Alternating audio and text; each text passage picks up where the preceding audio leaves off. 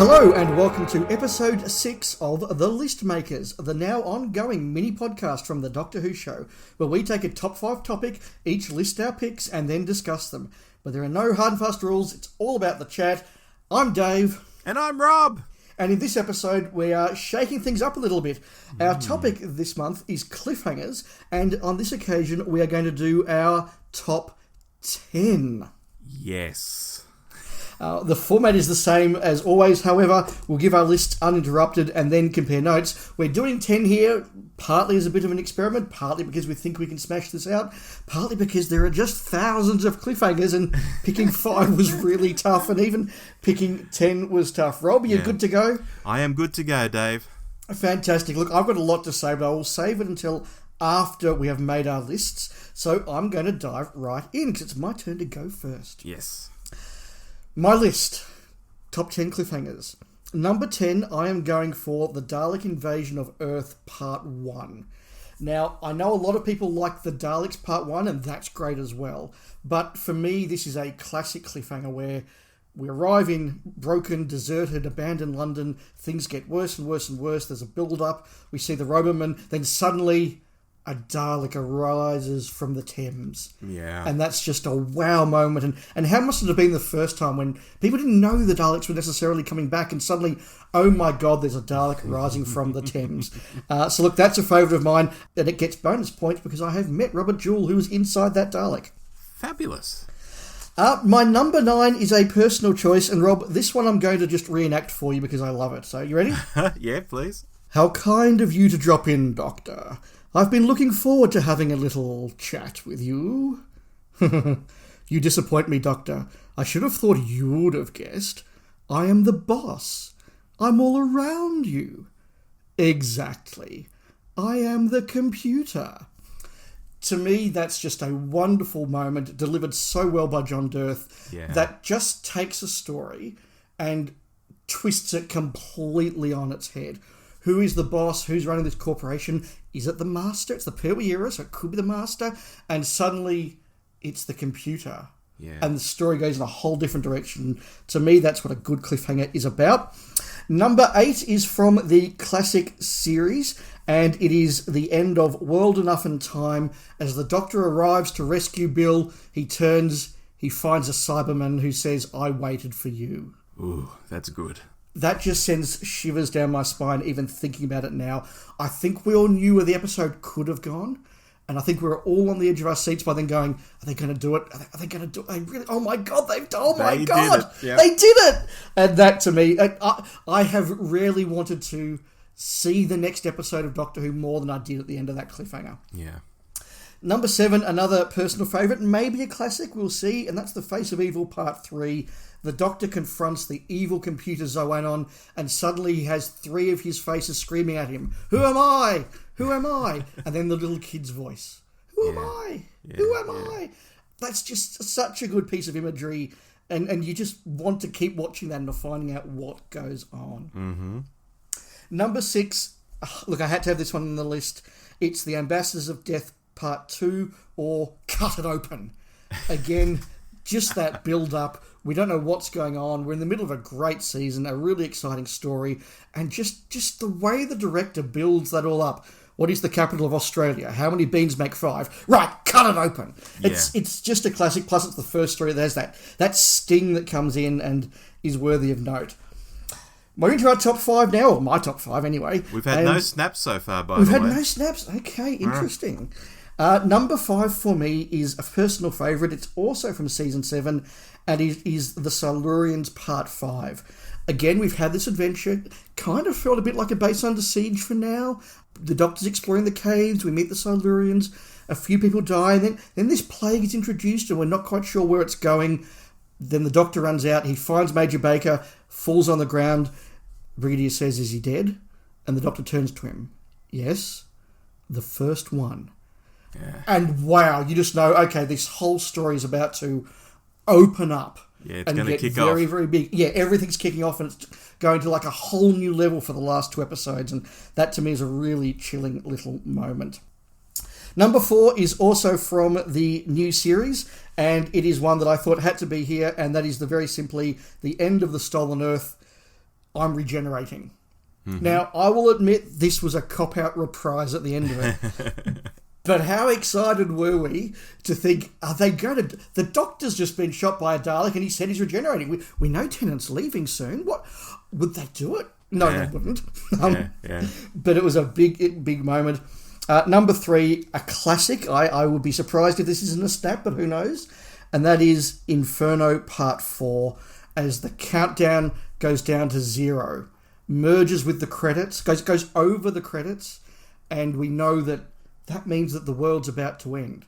And the Doctor hasn't been able to stop it. What on earth happens now?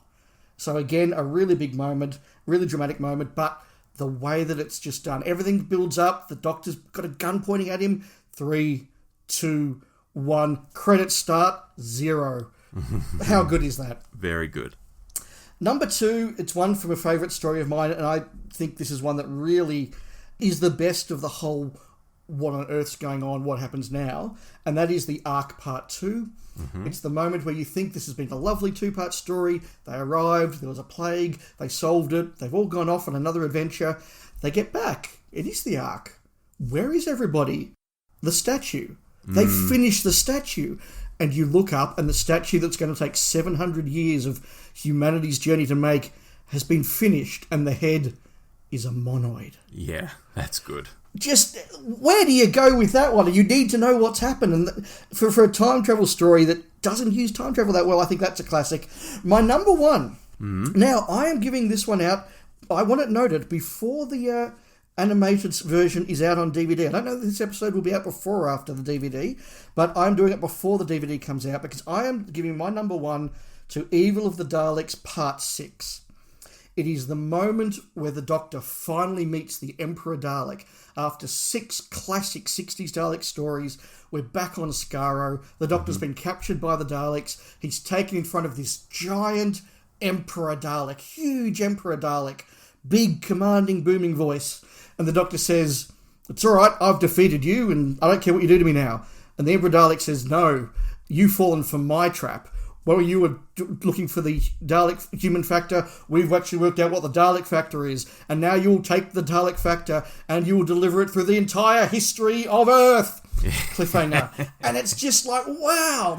It doesn't feel like just the build-up to the end of 6 parts for season, but it really, to me, feels like the build-up of all those Dalek stories just taken to a whole new level. You've got the Emperor. The Empress tricked the Doctor. It's all gone wrong. To me, that's just a really exciting piece of adventure. So, yes. Rob, they are my top 10. I have things to say, but it's time for you to make your list. All right, I'll begin by saying we have 1 snap across all of those. 1 snap. Okay, I'm going to mark down which one I think it was. Okay. And my B pick, but okay, go on. All right, let's rattle through these. At number 10, I'm going to new Doctor Who. I am going to Jodie Whittaker Doctor Who. That's probably going to shock some people. Ooh. I'm going to her very first episode, The Woman Who Fell to Earth, where the crew end up getting zapped into outer space and realise we're in outer space and we're choking to death. Good pick. I like that. You know, at the end of an episode where I was like, that was kind of okay. That bit at the end, I was like, holy hell, that's pulling me in. I want to know what happens. From there, we have the Tennant regeneration at the end of The Stolen Earth. Oh, okay, that's the snap. There's our snap. There's our snap. Okay, very good snap. In at number 9, for all the reasons you mentioned, yes, it was a bit of a cop-out, but at the time, wow. Shocking. Absolutely shocking. It was. Moving into the number 8 position, this is one you name-checked but didn't actually pick. It's the Daleks, end of part 1. I'm very glad that's in there. With that plunger coming towards Barbara, the scream, all of that. Everyone loves that. Come on, it's got to be on the list. Yep, very glad it's there. Into number 7, Seeds of Doom, episode 3. Do you know how that one ends, Dave? I must see what happens when the Krynoid touches human flesh. Ah! Well done! Yeah, yes. It was almost on my list. I love that one. Brilliant, brilliant. And following on from that, the end of Pyramids of Mars, episode 1, I bring Sutek's Gift of Death to all humanity. That's another classic. Yeah, so that's my my bottom 5, I guess, of the top 10, into the top 5. And we have, at number 5, Hartnell turning into Troughton at the end of the 10th planet. Okay. I think as a viewer, you see him fall down. He changes into a different bloke. Wow, that's a cliffhanger. It's never happened before. No one knows what's going on. Yeah, that's a good point. Yeah, I like that. Brilliant. Okay, on to number 4. And you did an impersonation, and I haven't practiced this one, but let me do an impersonation now. I owe it to my young friend to try, because I got her into this. So you see, I'm not going to let you stop me now. Love it. That's the cliffhanger to Case Avengers Army Part 3, if you've not seen it, dear listener. Yeah, I kind of figured that was going to be on your list. Which is just great. In at number 3, Donna Noble has left the library. Donna Noble has been saved, which is the cliffhanger to Silence in the Library. And I think that is just... When I watched that, I thought, how are they going to get out of this? Because clearly, once you're saved, once you're, a face on the wall, how do you come back from that? I was dumbfounded. So that really hooked me in. It is very well directed, I will give it that, yes. I know that story's not one of your favourites, but gosh... No, I respect the moment, though, yeah. Okay, in at number 2, the Doctor appears to shoot the Lord President, which is the cliffhanger to The Deadly Assassin Part 1. You see the Lord President come down the stairs, he's on the podium, Tom lifts the rifle, the sniper rifle, bang, he's dead. Now, you thought I was probably going to say the drowning in Part 3, which is also a good cliffhanger, but for me, it's that first episode. It's like, the Doctor can't have just done that, can he? Like, what's going on? It is a huge what the hell happens now moment, absolutely. Yeah. And finally, in at number 1, and we've talked about this many times, I'm surprised it's not on your list, They Survived Through Me. The cliffhanger to Bad Wolf. Ooh. But it's not the cliffhanger, though, is it? It's in the like, it's kind of like... That's a really interesting point. Like, do you call the cliffhanger the moment the credits start to run, or do you include the what's next bit? Because the last line that you actually see is They Survived Through Me. So, yeah, it is the cliffhanger, isn't it? Yeah, you confused me momentarily. It is the last thing you see. It's the last thing you see, but it's in the middle of the credits. Yes. Oh, gosh, my memory has sort of cheated me there, but it's still... It's still the last thing you see. I'll take it. Yeah, God.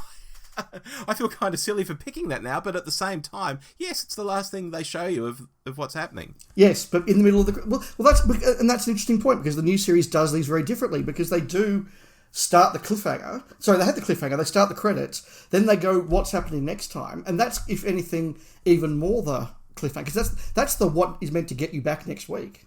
Yes. Oh, wow. That's really cool. Look...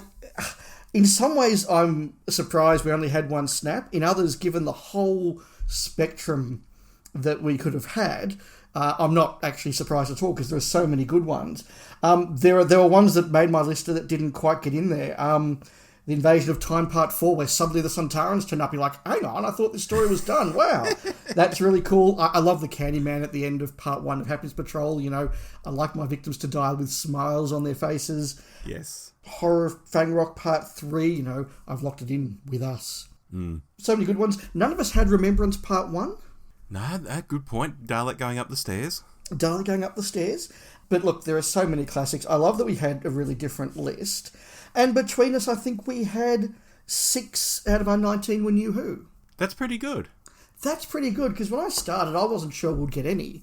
And then when I thought about it, there were a couple we had to have, and you added a couple more. So I actually think for an iteration of Doctor Who that doesn't really do cliffhangers much, that's not a bad little tally.